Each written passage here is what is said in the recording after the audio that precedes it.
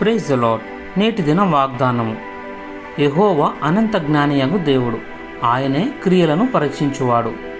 1 సమూయేలు 2వ అధ్యాయము 3వ వచనము. చీమలను ఎప్పుడైనా గమనించారా? అవి ఎప్పుడు తీరిక లేకుండా ఉంటాయి. సోమరి చీమల యొద్దకు వెళ్ళుము, వాటి నడుతులు కనిపెట్టి జ్ఞానం తెచ్చుకొనుము.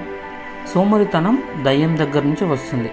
మన యజమాని అయిన యేసు ప్రభు ఆయన వల్లే మనం పనిచేయాలని కోరుతున్నాడు. అందుకే పగలున్నంత వరకు నన్ను పంపిన వాని క్రియలు మనము చేయుచుండవలెను అని ఆయన యోహానులో చెప్పాడు. కనుక దీపం ఉండగానే ఇల్లు చక్కబెట్టుకోవాలి. తర్వాత మనం బాధపడినా ఉపయోగం ఏమీ ఉండదు. ఎప్పుడైనాను పని చేయనులని వాడు భోజనం చేయకూడదని మీకు ఆజ్ఞాపించితిమి కదా అని చెబుతున్నాడు.